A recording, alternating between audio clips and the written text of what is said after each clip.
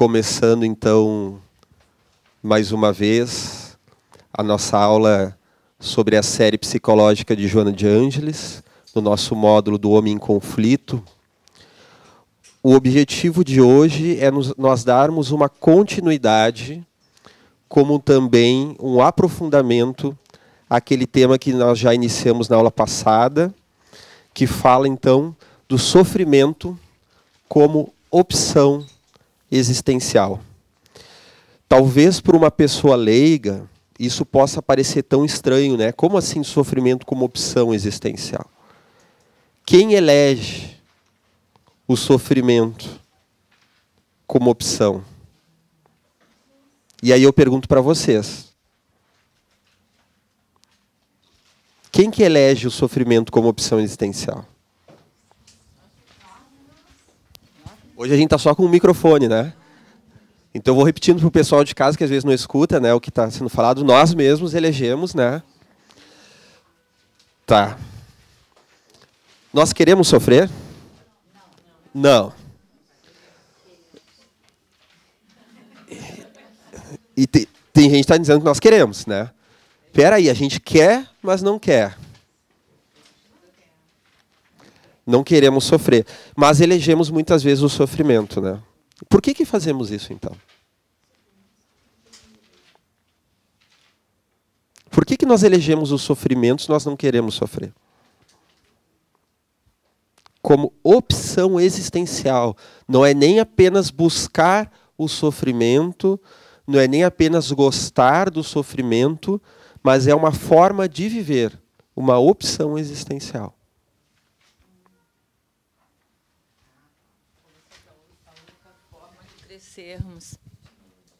É a única. Não tem opção. Quem é que vai querer sofrer como opção? Vou querer sofrer. Tenho pena de mim mesmo, né? Então, é a única forma que a gente tem de crescer, de aprender alguma coisa nessa vida, através da dor, do sofrimento.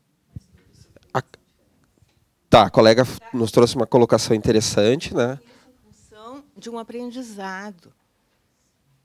Tá, então está me trazendo duas coisas, né? Buscar o sofrimento como desenvolvimento, mas já é uma outra colocação. Isso que tu está falando é bem interessante, que já é o sofrer, né? É o sofrer e fazer disso uma leitura para um crescimento. Aproveitar que já que estamos sofrendo, buscar tirar um proveito, né? E tu colocou agora, né? Como é que foi? Repete. Não lembro mais. Que tu acabou de a colega acabou de falar, né, que sofrer por sofrer não, né? Sofrer por sofrer não, mas muitas vezes nós fazemos isso. Lembremos aquilo que Jung nos fala ao nos falar da dimensão do inconsciente, é que nós somos seres incongruentes. Ou seja,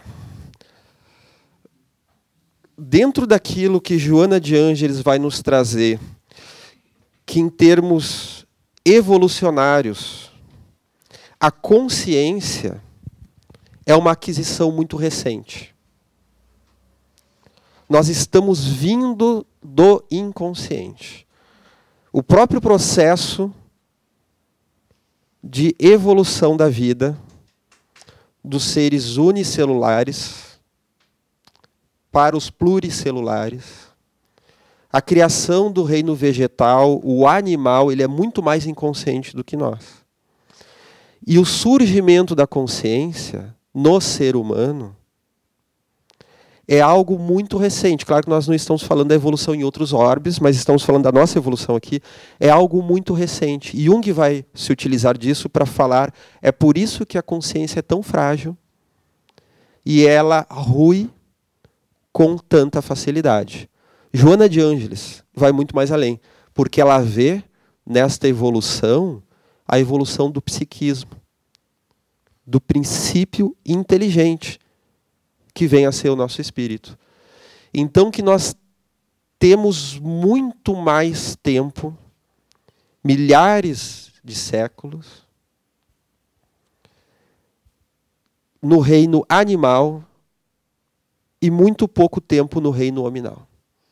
Então nós temos ainda no arcabouço do nosso ser uma vivência muito mais estruturada na inconsciência do que propriamente dito na consciência. Não por acaso, aqueles seres desencarnados em estado de sofrimento, quando se deixam levar por toda aquela selvageria que carregamos dentro de nós, dos vícios, da raiva, da vingança, da animalidade, da agressividade, alguns passam por um processo de auto-hipnose em que eles começam a imprimir na sua aparência perispiritual a feição de animais, que é então a zoantropia, como a licantropia e tantas outras formas. A pessoa fica em forma de lobo, fica em forma de bicho, de jacaré, de pássaro. Está ali um ser humano, mas ele está buscando muito mais o seu arcabouço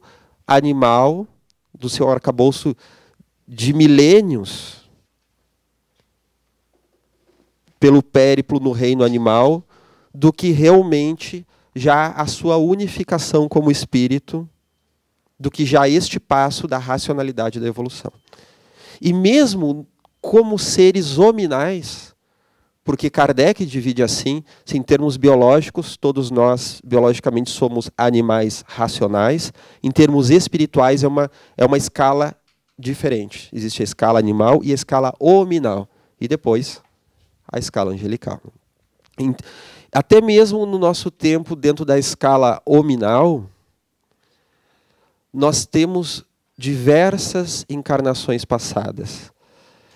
E no livro Vida, Desafios e Soluções, assim como no livro Triunfo Pessoal, Joana de Ângeles vai nos trazer, então, que essas múltiplas personalidades que nós fomos em vidas passadas, aquelas que ainda não foram solucionadas, elas vão surgir como complexos.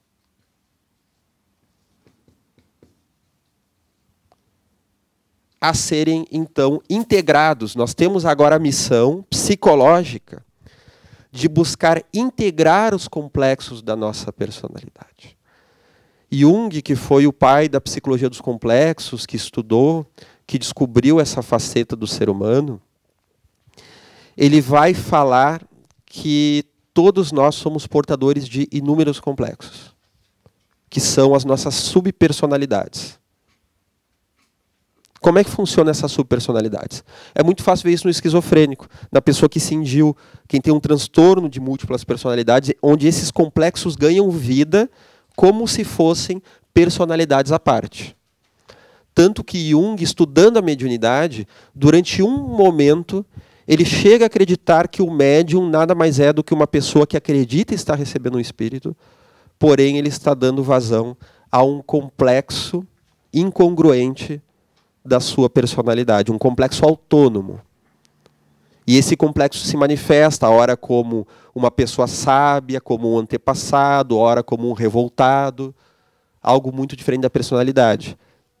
Porém, ele não ficou tanto tempo nessa teoria, essa foi a que ele sistematizou cientificamente, ele lançou em 1900 essa teoria, que foi a tese de conclusão da Faculdade de Medicina, sobre os fenômenos ocultos, em que ele estuda uma médium, uma jovem adolescente, que era a Ellen Preiswerk, vê que meu alemão perfeito, né?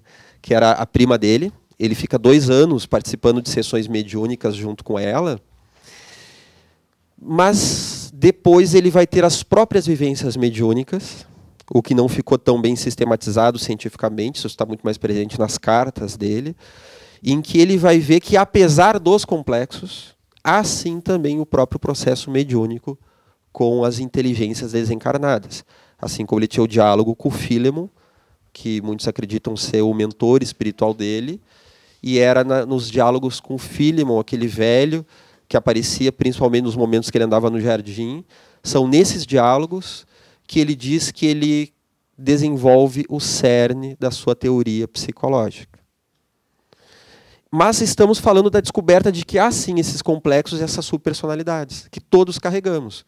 se a pessoa não esquizofreniza, isso não vai se tornar uma personalidade verdadeira, mas são aqueles nossos lados incongruentes. Esses dias uma pessoa estava me falando que foi fazer uma performance musical e era um musicista nato, uma pessoa de grande talento, e naquela performance ele foi tocar uma nota de que sabia fazer muito bem, era uma nota difícil, mas ele tinha conhecimento para isso, e pouco antes dele errar, ele ouviu uma voz que disse bem assim: tu não vai conseguir. Você não vai conseguir. Acho que todo mundo já passou por isso, né? Em algum momento da vida, aquela vozinha que diz: tu não vai conseguir. Em termos espirituais, nós sabemos que muitas vezes são os nossos obsessores, aquelas personalidades desencarnadas, mas em termos psicológicos, estamos falando do complexo, porque o obsessor ele não tem poder sobre nós se não é o nosso complexo. Aquele nosso lado que pensa assim como nós vemos, né, de que há aqueles espíritas que a todo custo querem convencer os outros, brigam, se desgastam, se escabelam tentando convencer alguém, e ficam com aquele peso: as pessoas não acreditam, lá na minha aula, na minha faculdade, na minha família, entre os meus amigos, as pessoas não acreditam, eu fico tentando convencer, eu vou juntar argumentos. Na verdade, estamos falando de um inconverso. Uma pessoa que está insegura da sua crença, justamente porque se o ego, o eu, acredita na espiritualidade, inconscientemente, entre as múltiplas personalidades que a pessoa carrega, tem uma que não. Tem um lado descrente. E aí nós falamos de um dos principais complexos, que é o complexo da sombra. A sombra é tudo aquilo que nós somos, mas que difere da persona, daquilo que nós aparentamos, e difere do que a nossa consciência compreende que somos nós. Então a sombra é o ditador dentro do libertário, é o raivoso dentro daquela pessoa que se enxerga e muitas vezes é calma, mas ela tem um lado muitas vezes raivoso. Aquela pessoa desprendida de tudo pode ser um avarento, pode ter na sua sombra algum elemento de avareza, pode ser uma sombra muito presente, a pessoa é muito avarenta, mas ela não se dá conta, ou é um determinado elemento. Tem pessoas que dizem assim: eu não sinto ciúmes, nem um pouco. Não tenho ciúmes. O meu marido, a minha esposa, pode sim se relacionar com quem quiser. Não tenho ciúmes nenhum. Daí a pessoa vai acessando aos poucos um sentimento de ciúmes, acontece alguma situação na vida, e ela vai ver que ela tem um ciúmes mortal, mas um ciúmes tão grande, que ela não consegue conviver com aquilo. Então é justamente o oposto, é uma sombra que leva ela a uma fantasia de negação. Então, quando nós falamos do sofrimento como opção existencial, e eu perguntei para vocês: mas a gente gosta de sofrer, a gente quer isso? Não, não queremos. Então, por que muitas vezes nós elegemos isso? Justamente por causa do sofrimento causado pela sombra. Justamente por causa do complexo. Repete. A colega nos perguntou se isso passa pela culpa. É um capítulo que está diretamente vinculado a isso. Porque no processo da culpa, nós temos uma necessidade de nos punir. A culpa, ela, de uma forma ou de outra, é um pacto de não evolução. Porque a culpa ela pode ser uma culpa real ou irreal, justificada ou ilusória. Pode ser uma culpa de algo que a gente realmente se equivocou, ou de algo que está tudo bem, mas o nosso complexo entende como equívoco. O nosso complexo lê aquilo e diz: não, isso não pode. Então, é uma culpa irreal. A culpa, assim como o egoísmo e o orgulho, nós já falamos isso em outras aulas, eles são mecanismos primários de manutenção do ego. Uma pessoa sem culpa é o que antigamente se chamava o psicopata. Aquele que mata, que rouba, que faz o mal a alguém e não sente culpa nenhuma. Esse termo ele é equivocado. Psicopata, se for ver patologia psíquica, qualquer pessoa que sofre, tem uma depressão, é um psicopata. Então, é uma patologia psíquica. Então, esse termo ele não é mais bem utilizado. O termo correto é o transtorno de personalidade antissocial, em que a pessoa ela não sente culpa. Inclusive, se nós colocarmos ela num detector de mentira, que vai tentar captar sutis modificações orgânicas enquanto a pessoa fala, às vezes a pessoa vai passar ilesa no detector de mentira, porque ela fala com naturalidade, porque dentro dela ela tem uma concepção de que ela não está errada. Racionalmente ela sabe o que ela fez, mas ela tem uma concepção dentro dela de que não há problema nenhum com aquilo. Então, o antissocial é aquele que sempre se justifica pelo outro. Por que que tu roubou o fulano? A culpa é dele, ele estava com a carteira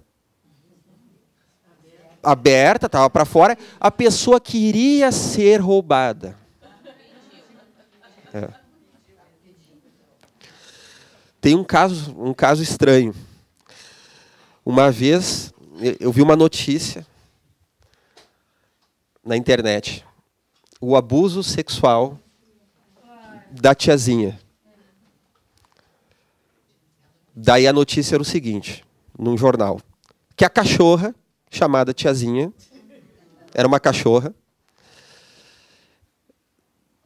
ela havia sido molestada pelo vizinho da família, um senhor. E a família, então, denunciou para as autoridades o que ocorreu, a fim, então, de que eles pudessem tomar alguma providência diante desse senhor que estava se passando com o animalzinho. E o senhor prontamente se defendeu. Ele falou assim que jamais, até parece que ele ia se engraçar com um cachorro. Onde é que já se viu isso? Mas que ela passava se insinuando para ele. Ela passava. Ou seja, a culpa é da cachorra, né? Ele não fez nada, é um santo. Eu já falei para vocês, né? Uma vez uma pessoa, né, depois de uma reunião, ela, na saída da reunião, ela disse assim para mim, que tinham acusado ela de muitas coisas na reunião, né? Eu não conhecia, né, a pessoa, então só fiquei escutando, não sabia quem estava certo e quem estava errado. Mas na saída ele tentou me angariar, né, um senhor, ele disse assim para mim: eu nunca menti na vida. Deu vontade de dizer assim, parabéns, essa é a primeira mentira, né? Eu nunca menti na vida, então imaginem só, né? E às vezes, até no consultório, às vezes isso acontece, né? Quando a pessoa chega assim, eu sou uma pessoa maravilhosa, eu sou uma santa, eu tenho um amor dentro de mim que não cabe dentro do meu coração, um amor pela humanidade. Eu penso comigo mesmo assim, vou contar até 10. Lá vem. Eu tenho um amor, é assim, eu faço caridade sem pensar, as pessoas me veem como uma santa. Tá, e por que está aqui? Eu estou muito mal. Por que a senhora está mal? Eu tentei matar o meu vizinho. Pois é, vamos lidar com isso, né? Como é que é esse arrependimento? Não é arrependimento, eu estou mal porque eu não consegui matar. Eu tentei 6 vezes. A última, eu botei um carro em cima dele, ele saiu da frente, eu derrubei o muro. E eu estou aqui porque eu não estou me sentindo bem, eu tento e não consigo. Pois é, minha irmã. Eu gostei tanto de conversar contigo, mas eu não vou poder te receber aqui no consultório. A senhora precisa de um tratamento a nível hospitalar, né? Dentro do hospital, tem segurança dentro do hospital, né? Então, né, claro, um caso, né, uma pessoa realmente com um padecimento muito grande. E é perguntado para Joana de Ângeles que tipo de caso nós temos aí no antissocial. É um espírito que não sente culpa nenhuma, realmente não sente, é uma das teorias da psicologia, ou a outra teoria de que a culpa é tão grande, mas tão grande, que a pessoa cinge, vai tudo para o inconsciente, ela não é capaz de lidar com isso. São 2 teorias vigentes dentro da psicologia. Já tem gente torcendo aqui, tem gente dizendo que é uma opção, que é outra. A Joana de Ângeles responde que as 2.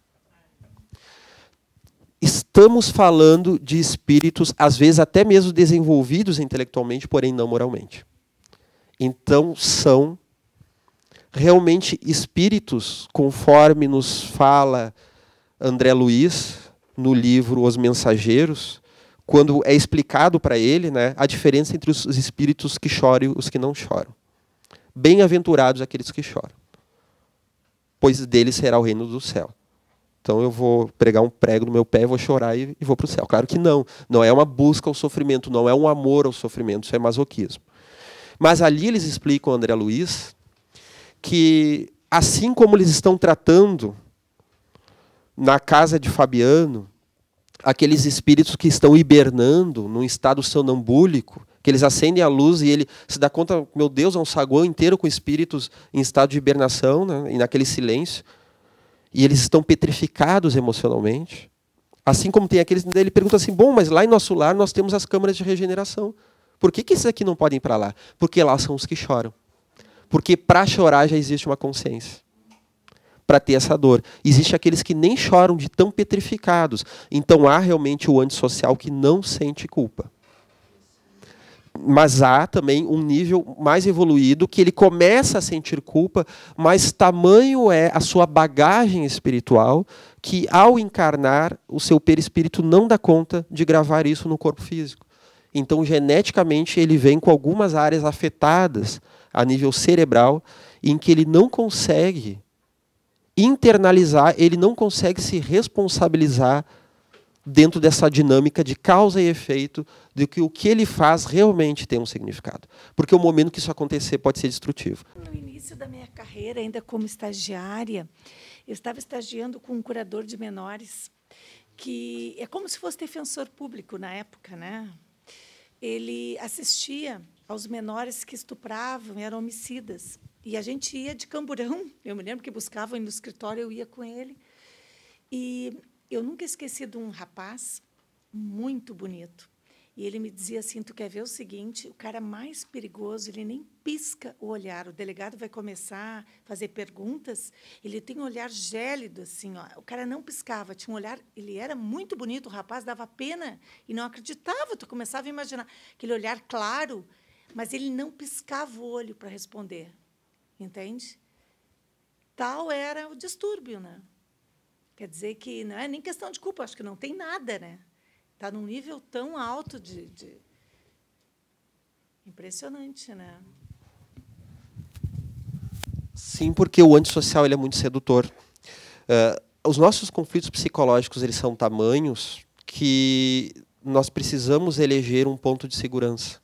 E aquele que não tem culpa, ele se sente muito seguro e muito certo. Por isso ele convence. Então, as pessoas que carregam esse distúrbio, eles acabam sendo muito sedutores. Por isso que, inclusive, na história do cinema, há aqueles grandes vilões que as pessoas se apaixonam por isso. Porque todo mundo ama um grande vilão. Está falando da vilania que carregamos dentro de nós, mas está falando também por essa necessidade de segurança que nós temos. Então, nós fazemos um pacto de infantilidade.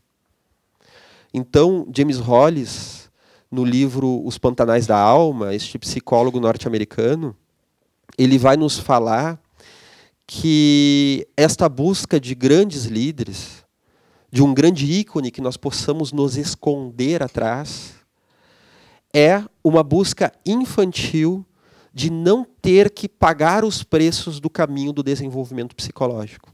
Porque o desenvolvimento psicológico dói, ele tem um preço. Nós desejamos ele, mas ele fala da nossa ida ao deserto, de lidar com a solidão, de ter que muitas vezes enfrentar o claro e o escuro, o doce e o salgado. Fala do frio, fala do fogo. Fala também de nós enfrentarmos, como se usa muito na mitologia chinesa, né, a floresta das paixões. Existe aquela mitologia do tigre que atravessa a floresta de bambu, fala da pessoa conseguir vencer as suas paixões, que muitas vezes tomam conta da alma. E são muito difíceis, então, de serem enfrentadas. Então, muitas vezes, nós elegermos esses grandes mitos, está falando desse nosso medo de desenvolvimento psicológico. Porque, no fundo, nós temos um grande medo da liberdade pessoal e da responsabilidade pessoal. Porque está falando de enfrentar caminhos que não... E é por isso que é tão difícil nós amarmos Jesus. Nós amamos Ele, ou o amamos de uma forma infantilizada, de que ele então morreu na cruz, então ele morreu por nós, então ele nos salvou, sem compreender o simbolismo disso, que ao nos salvar ele deu um exemplo de um sacrifício que nós vamos passar. Nós vamos passar pela cruz, seja a cruz moral, a cruz interna, diversas cruzes nós vamos passar na nossa vida. O próprio ato de encarnar é assumir a sua cruz e enfrentá-la. Porque muitas vezes nós estamos aqui lamentando o sofrimento que nós estamos tendo, e estamos cercados de espíritos que estão esperando reencarnar, desejosos de serem testados e passar pelas dores qualificadoras.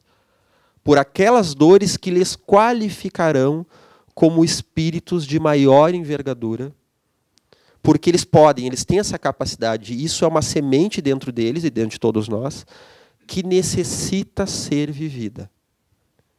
Potência interior fala de necessidade de realização. E muitas vezes nós jogamos isso adiante. Uma vez uma pessoa estava me falando, né, que o que eu achava de um movimento social que ela fazia parte, né, e não estou aqui para julgar se é correto ou não, porque eu não tenho esse conhecimento político, a pessoa tem um grande conhecimento político, mas eu não tenho esse conhecimento dela, né. E ela falando que ela fazia parte, lá no local onde ela vive, que não é aqui no Rio Grande do Sul, né, que ela fazia parte de um movimento separatista. E ela queria muito que aquele movimento separatista desse certo. Inclusive, eles fizeram uma votação, né, para as pessoas dizerem o que elas achavam, se sim ou não, e que ela estava muito feliz que deu 90 e poucos por cento, uma coisa assim, um índice alto, de que as pessoas realmente queriam separar o Estado. Eu perguntei, como é que foi a sistemática? A sistemática foi assim, nós convidávamos a pessoa para votar. Se a gente via que ela ia votar ao contrário, a gente já deixava ela ir embora. Mas se ela ia votar a nosso favor, a gente deixava ela votar, né? Mas ele precisava, né, que aquele estado, que é o estado do norte, lá que ele vive, né, que se separasse do país, ele precisava. E a pessoa, né, aos 47 anos, eu perguntei assim, tá, e tu já pensou em te separar da casa dos teus pais? Já pensou em sair da casa dos pais? A pessoa estava na casa dos pais ainda. E a pessoa precisava que os seus heróis políticos lutassem as lutas que ele não estava pronto para lutar. Isso é muito comum. Por isso há os grandes ícones na política, ademais daqueles que carregam qualidades humanas ou administrativas, isso sempre faz parte, todos são seres humanos. E às vezes nós projetamos neles ou o Deus ou o diabo, porque nós queremos que aquela luta que ele vencerá é aquela luta que nós queremos que ele lute por nós. Porque muitas vezes nós não sabemos enfrentar essa luta. Então, às vezes, a pessoa queria que o Estado se separasse, mas não era capaz de se separar da casa dos pais. Não era capaz de fazer isso. De dar aquele passo desafiador. Claro que estava ali, então, era um meio de buscar isso.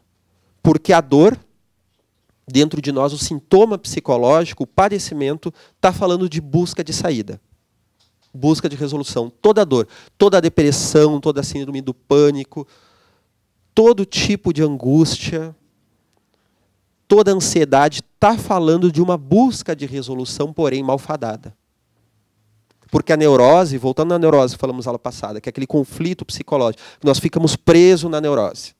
A neurose, que muitas vezes Jung fala que é um complexo contra o ego, então nós ficamos naquela, o que eu faço? Eu faço isso, eu vou, eu fico, eu vou, eu fico. A gente fica na neurose e não faz nada. E passam os anos e a gente não resolve. Procrastinando, que a colega falou, justamente. A neurose, que é um complexo inconsciente contra o ego, ou então complexo contra complexo, lutando no nosso inconsciente, e nós não resolvemos, nós vamos deixando para depois, e nós temos uma falsa sensação de que aquilo é uma desculpa. Nós demos a desculpa. Nós não tivemos uma atitude nem outra, mas a gente estava atrapalhado com aquilo. Não funciona. A alma não evolui dessa forma. O Jung vai dizer, então, que a neurose fala de uma alma que não descobriu o seu significado. Justamente porque o funcionamento do complexo, ele funciona para a sua manutenção, ou seja, para a sua não resolução. E aí, voltando a Joana, como falamos antes no triunfo pessoal, que aquelas personalidades malfadadas que nós tivemos em outras vidas, que não foram solucionadas, ressurgem na presente encarnação na forma de complexos psicológicos. E por isso Jesus nos falava de amar o nosso inimigo. Queremos ser verdadeiramente feministas, com amor, como foi Juana Inês de la Cruz, encarnação de Joana de Ângeles, vamos amar aquele que oprime. Queremos ser libertários, vamos amar até mesmo aquele que nós discordamos. Aquele, por exemplo, um ditador. Temos o direito de discordar, mas vamos amar aquele ser que está em sofrimento. Envolver ele num sentimento de amor. Porque aí nós estamos rumando para a dissolução do complexo. Não que vamos concordar, não que vamos embargar a justiça, é necessário que a justiça se faça, mas está ali um ser em sofrimento que um dia irá fazer o bem. Não temos o exemplo daquele poeta da língua portuguesa, o Jesus Gonçalves, que espiritualmente apareceu para Divaldo e para muitos médiuns, psicografou muitas obras, e que foi alarico, que invadiu Roma, botando fogo em Roma, saqueando, matando, violentando, no século V depois de Cristo. O próprio Jesus Gonçalves, que reencarnou muitas vezes, ele foi o cardeal Richelieu, na França, absolutista, na época do Rei Sol. Então ele era um dos homens mais poderosos, não apenas da França, mas da Europa moderna, e que suscitou muitas guerras que ocorreram, o cardeal Richelieu. Não por acaso, se a gente lê o livro Os Três Mosqueteiros, de Alexandre Dumas, ele é o vilão. Acho que isso não é coisa boa, né? E o Jesus Gonçalves, depois ele teve no Brasil uma vida vinculada à hanseníase, desenvolveu a lepra, e que ele evoluiu muito espiritualmente. E se tornou um espírito de muita luz. Tanto que quando ele surge para Divaldo, quando o Divaldo ainda é jovem, né? Ou seja, faz tempo, e Divaldo está padecendo pela aquela mediunidade de provação, e ele está rezando, ele está sofrendo muitas influências negativas, e ele está rezando no quintal da casa dos seus pais, né? E daí aparece o espírito Jesus Gonçalves com a aparência da lepra, e deu Divaldo, poxa, mas quanto mais eu rezo, mais assombração, né? E aí que o Jesus conta a história dele, e daí quanto mais ele fala, aquelas partes do perispírito que estavam destruídas pela marca do corpo leproso que ficou no passado, justamente esses locais são os que mais se iluminam, e chega uma luz tão grande que o Divaldo já não consegue enxergar muito bem, de tanta luminosidade que ele traz. Então a proposta do amor e do perdão, que não é algo absoluto, não vamos conseguir no apertar de um botão, mas é uma construção, é uma proposta que nós vamos aderindo, ela vai nos ajudando a dissolver o complexo, a buscar solucioná-lo. Porque se nós fizermos o bem, mas fizermos odiando, isso não nos auxilia a evoluir espiritualmente. E nós teremos uma vida em que nós não encontramos o resultado daquilo.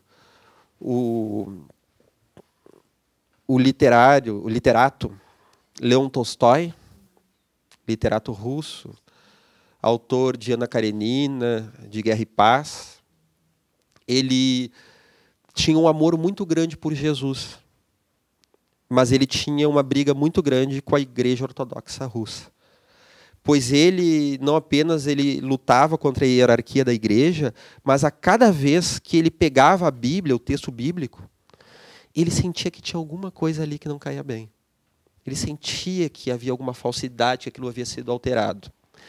E ele, depois desencarnado, isso está naquele livro Leon Tolstói por ele mesmo, ele vai relatar que num processo de trabalho espiritual, ele está junto dos benfeitores, e eles vão adentrar-se numa igreja ortodoxa, e ele questiona os mentores, não, mas nós vamos entrar aí?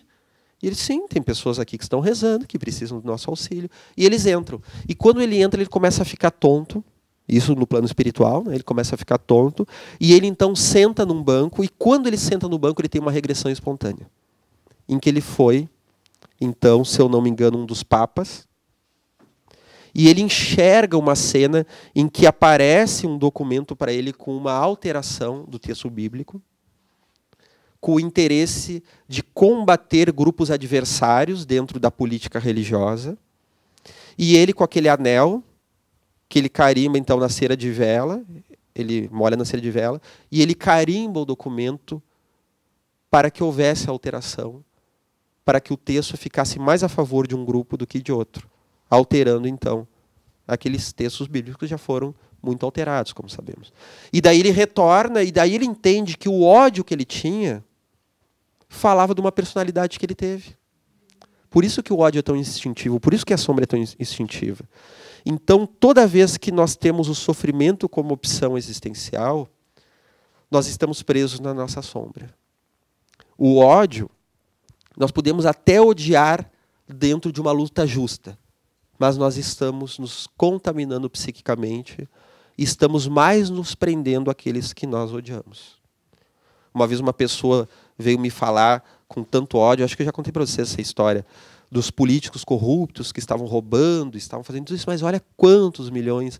E daí a pessoa foi para um tratamento espiritual e na psicosfera dela havia rios de dinheiro por volta da cabeça, que a pessoa estava muito tocada pelas quantias que estavam sendo desviadas. Então poderíamos dizer que no aspecto psicológico, na sombra daquela pessoa, havia também um possível,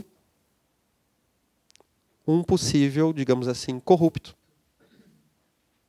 Justamente. Então, isso nos prende. Esses aspectos da sombra.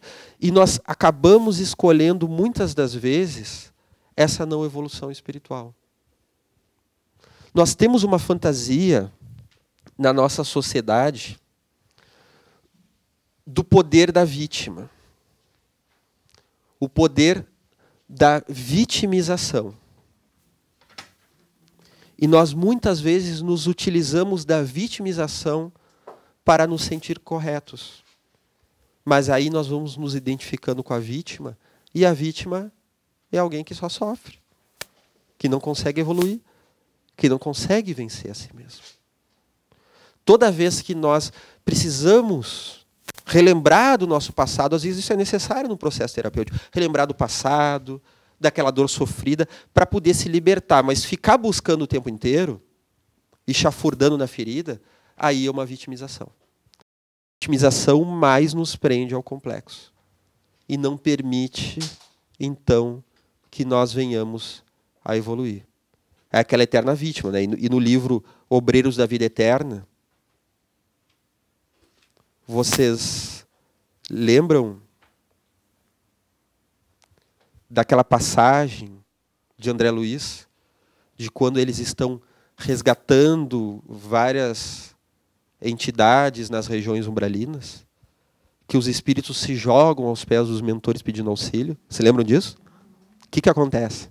Quando André Luiz percebe que os mentores eles passam assim, parece que nem estão ouvindo. Eles salvam uns e outros eles deixam ali.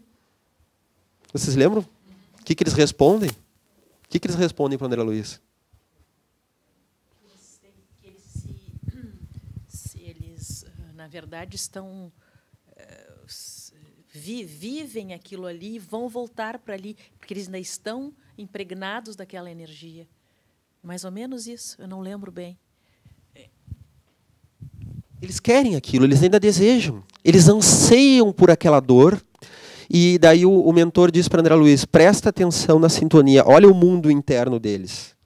Então, aqueles que eram resgatados já tinham uma pequena luz que surgia, e aqueles outros não, porque não era um desejo verdadeiro de se modificar. Ele não queria a dor, mas também não queria passar pela modificação e arcar com esta modificação.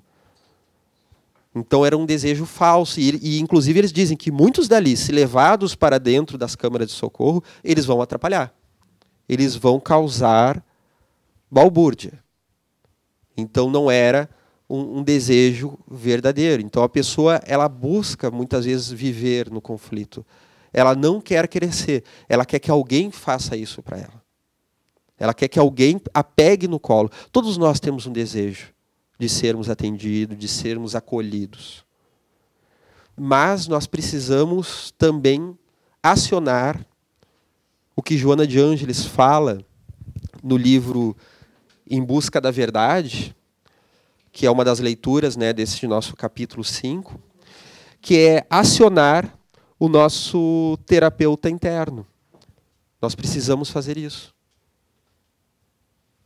Nós, muitas vezes, contamos com alguém que nos auxilia, mas a ideia, e por isso a ideia de Jesus, por isso que é tão difícil seguir Jesus, pois ele nos leva a olhar para o nosso terapeuta interno. A Joana, nessa mesma obra, ela coloca: nisto consistia a pergunta de Jesus: queres que eu te cure? Acredita que eu possa te curar? Justamente para que a pessoa ela acione o seu terapeuta interior e busque essa força. Existe um livro muito interessante de psicologia, sim.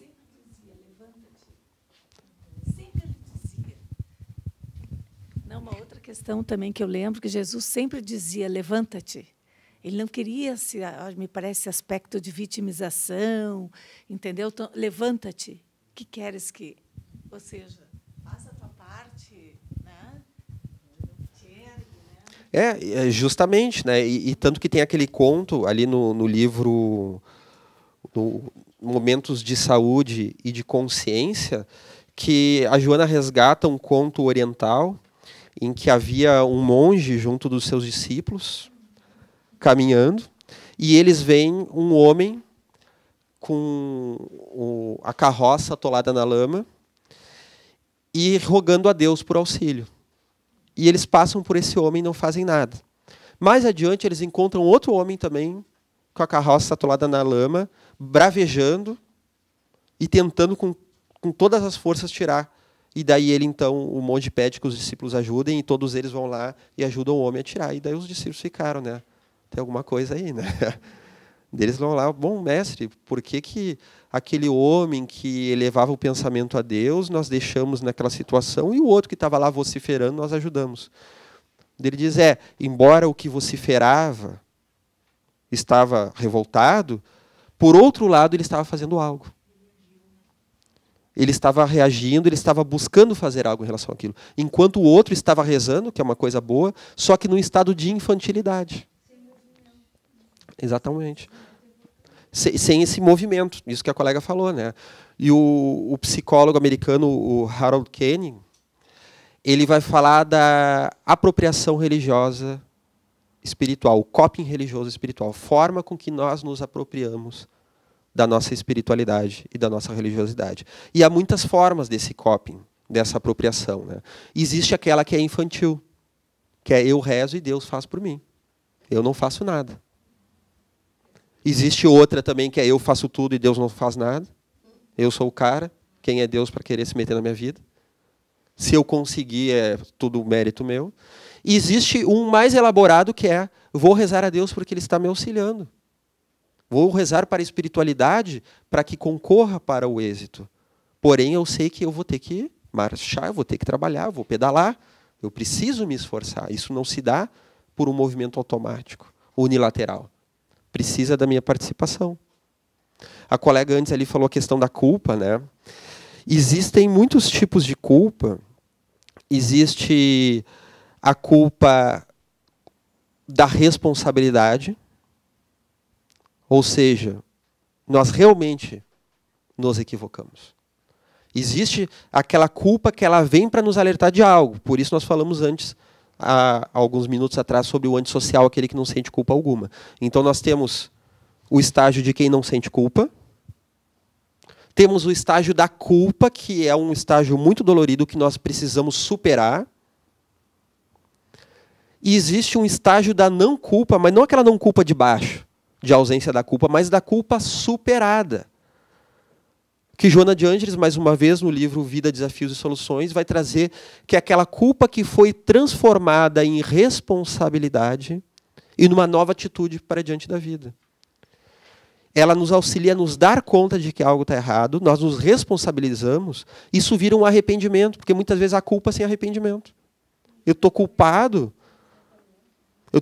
porque deu tudo errado, mas se não tivesse dado errado, eu estaria? Então, o arrependimento para que a pessoa possa fazer esse enfrentamento, né, para que a pessoa possa se enfrentar. Então, existe a culpa como responsabilidade Então, ela vem de uma forma primária, ela precisa ser superada para que a gente não fique preso naquilo. Existe também a falsa culpa, que é a culpa como uma resposta disfuncional para a ansiedade, em que a pessoa se sente culpada por algo que não tem responsabilidade alguma naquilo, ela apenas quer evitar a ansiedade. Por exemplo, eu recebi um parente que chegou lá em casa e eu estou meio culpado, eu acho que eu não recebi a pessoa muito bem, a pessoa ela é meio chata, assim, e eu tentei receber ela bem, mas eu acho que eu transpareci isso, e será que ela não gostou do bolo que eu servi para ela? Isso não é culpa, isso é ansiedade. É uma ansiedade natural daquele momento, né? Tem muitas situações que geram ansiedade. E nós elegemos a culpa. Então, a culpa quer dizer assim, a culpa é de alguém. Alguém é o responsável. A gente já mata essa questão e vamos para a próxima. É um jeito de não suportar a ansiedade. E daí nós precisamos definir quem é o culpado, quem é o vilão. Sempre tem que ter um vilão. E às vezes o vilão somos nós. Daí a gente fica culpado. Então, não é uma culpa verdadeira. Está falando, então, de uma ansiedade. E existe também a chamada culpa existencial.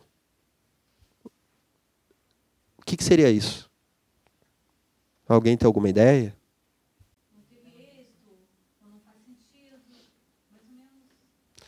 A colega falou a culpa existencial como que não faz sentido, que achar que a vida não teve êxito, não teve sentido. Tá, isso é um outro padecimento. Isso é interessante o que tu falou, que é a perda de sentido da vida. A perda de significado. Justamente a cura da neurose é o encontro do sentido, é o encontro do significado. Por isso que o Jung escreve na volume 11 das obras completas, escritos diversos, que a neurose é o sinônimo de uma alma que não encontrou o seu significado. Eu acho bem interessante o que tu falou. Porém, a culpa existencial é uma outra coisa. É a culpa de existir. E nós temos muito. É uma das mais... Porque existir, vida leva à morte. Nós andamos na rua, nós pisamos na formiga, a formiga morre. Nós, no nosso sistema econômico, porque o ser humano ainda não encontrou nos diversos sistemas econômicos, ainda não chegou a uma harmonia completa, sempre há ganho e há perda.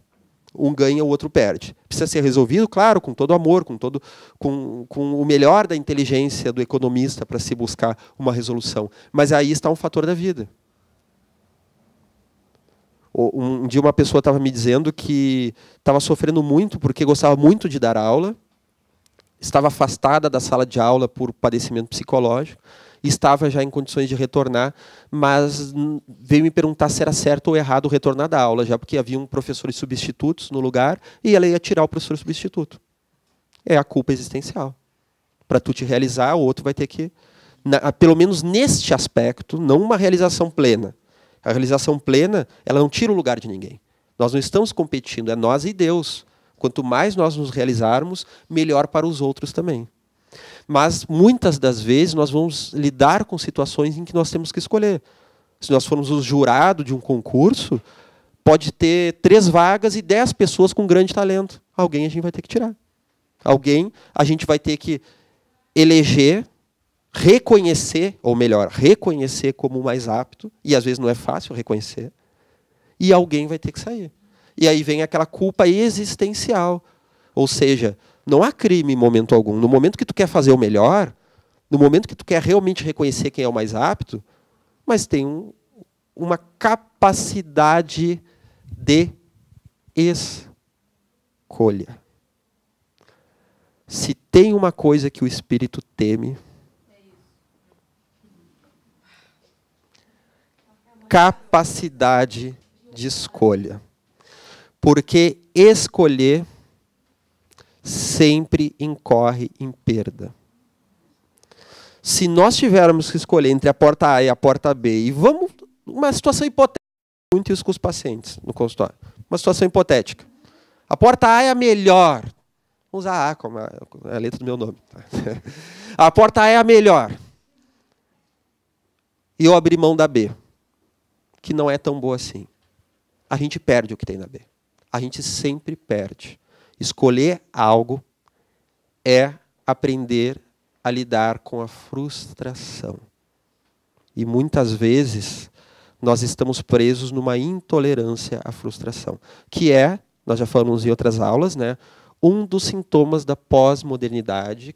Nós estamos num período regido pelo arquétipo do puer, do jovem dentro de nós, que apesar de muitas forças, de criatividade, de inventividade, de leveza, de renascimento, puer significa renascimento também, mas tem o seu aspecto sombrio, que fala de infantilidade, imaturidade, intolerância à frustração.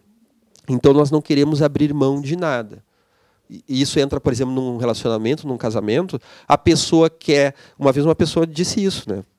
Um colega de aula disse assim, eu tenho um sentimento libertário em relação ao amor.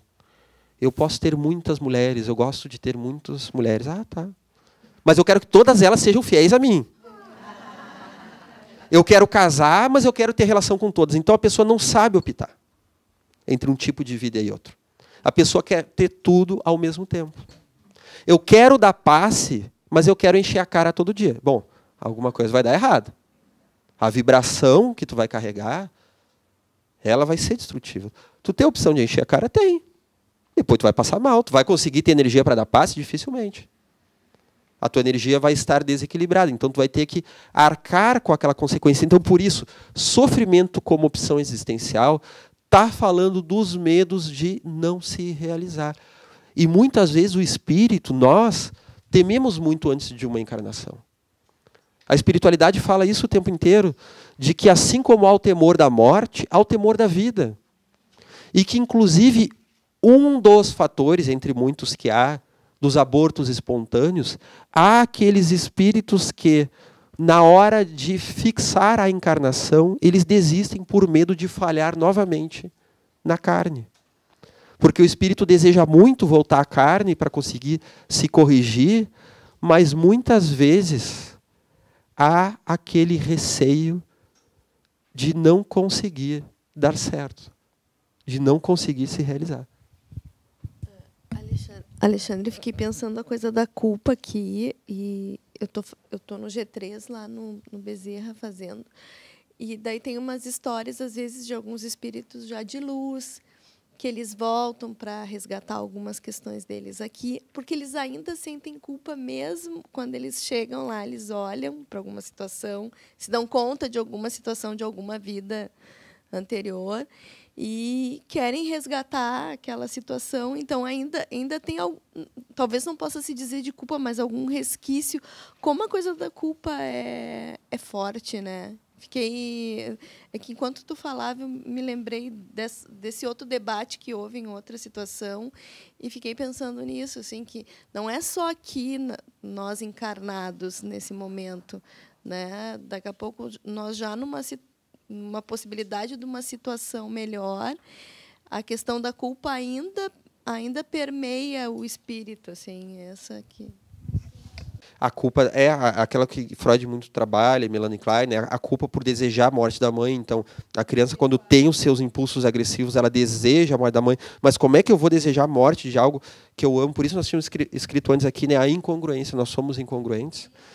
O processo, o nosso processo, então, de evolução psicológica é o processo da individuação, que é a meta da encarnação, né? Vai gerar também evolução espiritual, são duas coisas separadas, mas uma concorre para a outra, né? A nossa individuação quer ser indivíduo, não dividido, íntegro. Então, menos incongruente do que antes. E esse é o processo da nossa vida, né? A colega estava falando dessa culpa que os espíritos carregam. Quanto mais evoluído, é mais arrependimento do que culpa. Porque o arrependimento, ele sabe que não agiu bem, mas ele já tem um sentimento de amor e um sentimento de correção, e isso traz uma segurança. Justamente porque eu sei que eu errei, hoje eu estou mais seguro, porque agora eu já conheço aquele caminho, já sei que não é a melhor escolha. Eu até posso sofrer, eu até posso ser provocado, mas diante de uma provocação, aquela mesma atitude reativa, eu já não vou mais ter, porque eu já sei que é ruim. Eu já tive, eu já fui provocado no passado. Reagir com soco, chute, ou roubando, ou traindo, ou fazendo qualquer coisa, e isso não me fez bem. Hoje eu tenho uma noção de que aquilo não me faz bem. Então já é um arrependimento que vai me fortalecer, já se transforma num tesouro na alma. Então, os espíritos nos respondem sempre que o lidar com a culpa é um jeito de nos colocar cara a cara com o juiz violento que carregamos dentro de nós. Porque muitas vezes nós temos um juiz muito violento que não deixa passar um equívoco do outro e também de nós mesmos. E para que nós possamos diluir este juiz, para que o raciocínio que esse juiz tem de discriminar entre uma coisa e outra, saber o que é bom, o que não é, o que me faz bem, o que não faz, para que ele seja bem empregado, para que ele seja convertido em algo a meu proveito, eu vou ter que me haver com ele. Então, esse sentimento de culpa que nos pega a todos nós, fala da nossa infantilidade do espírito, mas a culpa ela não tem que ser sufocada e nem eliminada. Ela precisa ser superada. E agora, então, para finalizarmos, né, aquela colocação de Jung, eu falei isso na aula passada, mas vamos retomar isso, porque isso tem tudo a ver com o que estamos falando agora, né, que o Jung fala nas suas cartas que o oriental ele quer livrar-se do sofrimento. O ocidental quer suprimir o sofrimento através de remédios. Já o Cristo vai nos falar de solucionar o sofrimento. E isso implica em experienciá-lo. Por isso Cristo vai para a cruz. Ele precisa passar por esse processo. Então nós não vamos buscar esse processo de forma masoquista, porque nós já estamos nele, nós já estamos no processo. Viver fala de passar pela dor. Mas nós vamos aceitar isso como uma oportunidade de conquista da nossa alma. Porque nós estamos crescendo com isso. A pessoa que fica presa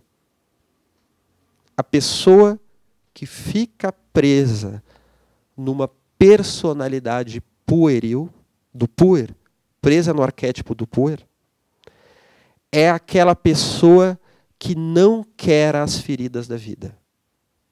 Ela não aceita as cicatrizes da vida. Ela quer evoluir sem cicatrizes.